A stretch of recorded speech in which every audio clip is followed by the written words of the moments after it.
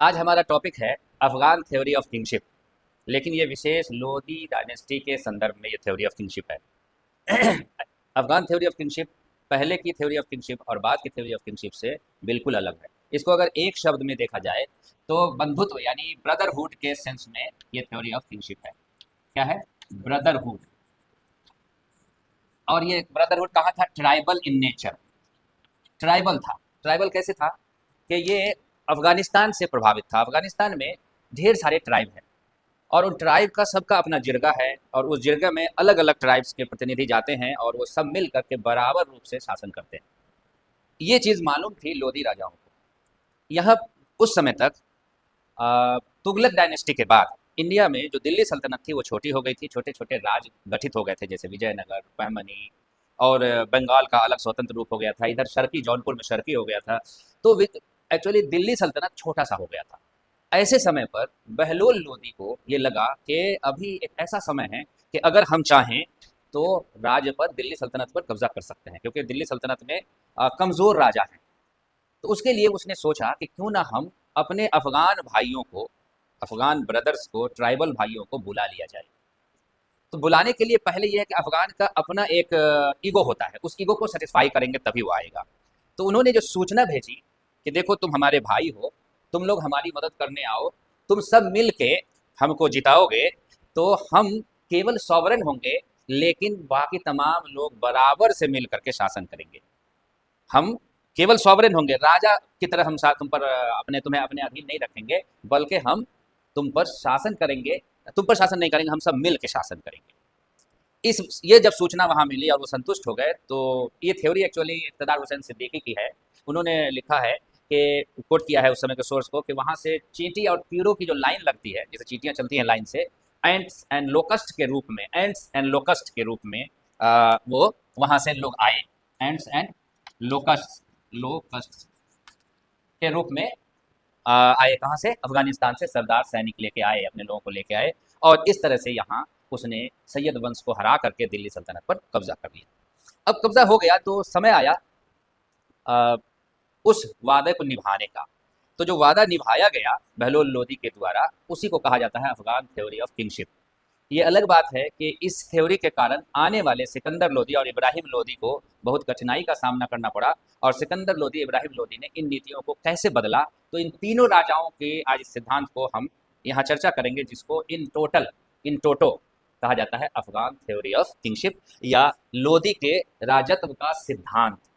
ठीक है, तो देखते हैं कि अब कैसे लोदी के राजत्व का सिद्धांत काम कर रहा है। तो पहला ये हुआ कि ये भाई बंधुत्व पर यानी ब्रदरहुड पर स्थापित था।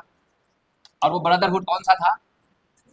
ट्राइबल, यानी ट्राइबल जनजातीय स्वरूप का था, कि सारे भाई है, सारे सरदार भाई हैं।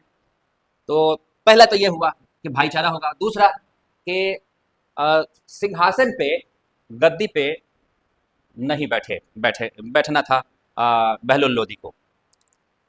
तीसरा, यानी वो गद्दी पर नहीं बैठेगा, सब लोग बराबर में बैठेंगे, अभी उसकी हम चर्चा करेंगे। तीसरा पॉइंट ये था कि खुले में दरबार नहीं लगाएंगे। खुले में दरबार नहीं लगाएंगे, तो पहला भाईचारा होगा। दूसरा, खुले में दरबार नहीं लगाएंगे। तीसरा, सिंहासन पे, गद्दी पे नहीं बैठेगा, सब लोग बराबर होंगे। और जब फिर बैठेंगे कैसे, तो एक हॉल होगा बड़ा सा। उस हॉल में चारों तरफ लोग, तीनों तरफ लोग बैठेंगे और अलग अलग मसनद लगा होगा। क्या होगा? मसनद लगा होगा। और चूंकि सबको मसनद से टेक लगा के बैठना होगा, वही विचार होगा, ओपन खुला दरबार नहीं लगेगा। तो वहां जब सब लोग बैठेंगे तो उसमें सबसे ऊंचा मसनद बहलोल लोदी का होगा। बहलोल लोदी का होगा, जिसका नाम होगा मसनद आला। मसनद आला। मसनद आला। अब इतना ये प्रचार प्रसार हो गया कि मसनद आला का नाम, कि सब लोग जितने अफगान सरदार थे वो राजा नहीं बोलते थे। अगर बहलोल लोदी को मुखातब करना होता था तो वो कहते थे मसनद आला का ये आदेश है, ये मसनद आला का आदेश है। और इसी को कहा गया कि इसमें जब गिनती होगी तो राजा फर्स्ट एमंग द इक्वल्स होगा। क्या होगा? First among the equals. सभी बराबरों में पहला, सभी बराबरों में पहला, फर्स्ट एमंग द इक्वल्स। इस सिद्धांत को कहा गया बहलोल लोदी के राजत्व का सिद्धांत, कि राजा राजा नहीं होगा इस रूप में कि वो अन्य सरदार से उच्च पद पे होगा, बल्कि बराबर होंगे, लेकिन वो सॉवरेन होगा, प्रभुसत्ता उसके हाथ में होगा। इसीलिए उसको मसनद आला पे बैठाया गया, और मसनद आला के नाम से ही पुकारा जाता था, और वो फर्स्ट एमंग द इक्वल्स होते थे। अब बहलोल लोदी का देहांत होता है 1589 में, सॉरी 1489 में, 1489 में। 1489 में सिकंदर लोदी राजा बनता है। सिकंदर लोदी राजा बनता है, और उसका पहला मकसद यही था कि कोई बराबरी हमें नहीं चाहिए, सारे लोग हमारे सबऑर्डिनेट है, ओबीडियंट होना चाहिए, सब सर्वियंट होने चाहिए, ओबीडियंट होने चाहिए, सब सर्वियंट होने चाहिए, ओबीडियंट एंड सब सर्वियंट, यानी ये दो खास वर्ड है। इसके लिए उसने इक्वलिटी का यानी बराबरी का के सेंटिमेंट को तोड़ने के लिए सिद्धांत बनाया। क्या किया? इक्वलिटी का जो सिद्धांत था सभी बराबर में पहला, वो खत्म करने का उसने निश्चय किया। तो उसके लिए क्या करेंगे? पहला फॉर्मूला तो यही है कि सिंहासन पर बैठेंगे, खुले में दरबार लगाएंगे। तो उसने सिंहासन लगाया, उस पर बैठा, खुले में दरबार लगाया। पहला फॉर्मूला ये है। दूसरा, दरबार में सबको खड़ा रखता था, किसी को भी बैठने के लिए कोई गुंजाइश नहीं। तीसरा, वो किसी भी सरदार को चिट्ठी भेजता था अगर, तो चिट्ठी ले जाने वाला जाता था और उसे सूचना होती थी कि चिट्ठी आ रही है, तो उसको, उस सरदार को 6 मील आगे बढ़ करके, आगे आकर के उस चिट्ठी को रिसीव करना होता था। सरकारी फरमान को, राजा के फरमान को रिसीव करने के लिए उसको 6 मील आगे, यानी आज का लगभग 9 साढ़े 9 किलोमीटर वो आगे जाके वो उसको रिसीव करता था, उस फरमान को। तीसरा, फरमान को रिसीव करने के लिए रिसीव वो हाथ में नहीं करता था, अपने सर पे करता था।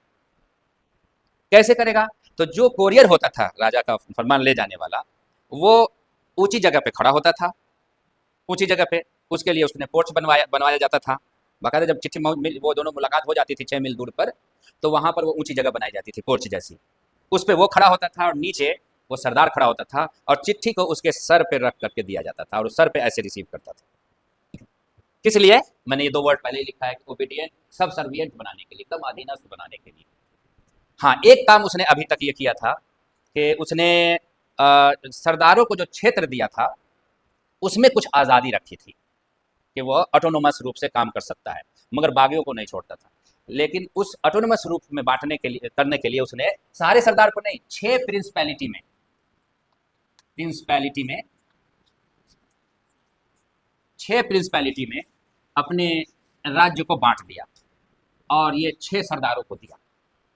6 प्रिंसिपैलिटी में पूरे राज्य को उसने बांट दिया, और उसको कुछ ऑटोनोमस, पहले सरदार की तरह जैसे बहलोल लोदी के समय कुछ आज़ादी थी, उतनी आज़ादी अभी मिल रही थी, लेकिन वफादार होने के लिए। अब तीसरा जो था वो था इब्राहिम लोदी। इब्राहिम लोदी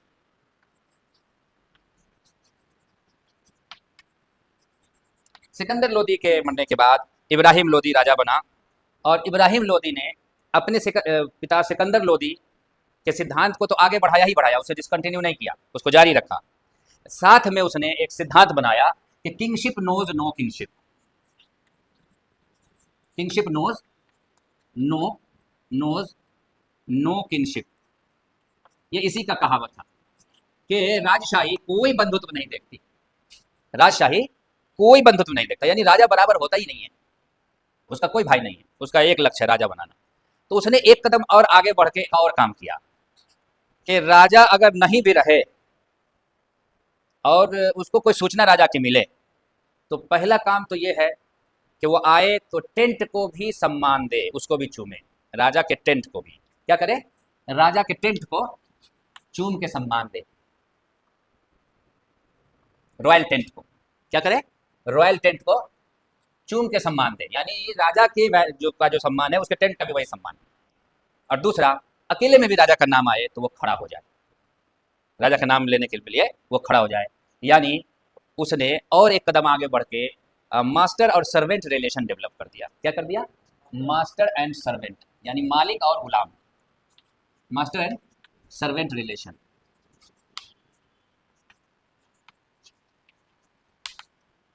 डेवलप कर दिया। तो इस तरह से बहलोल लोदी ने बराबरी का अधिकार दिया, फर्स्ट अमंग द इक्वल्स को अपने को रखा। सिकंदर लोदी ने सबसर्विएंट बनाया, और उतना सबसर्विएंट बनाया कि कहा कि हमारे फरमान को लेने के लिए तुमको सर पे लेना पड़ेगा, और दरबार जो लगाया सो लगाया ही, सर पे फरमान को रिसीव करना है।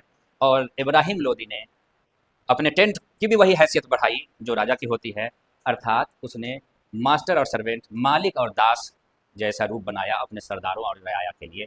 ये इसलिए इतना रिएक्शन में दोनों सिकंदर लोदी और इब्राहिम लोदी ने ऐसा किया, क्योंकि वो जानता था कि अफगान ईगो बहुत हाई होता है, जब तक उसे हम नीचा नहीं दिखाएंगे ये राजा को सम्मान देगा ही नहीं।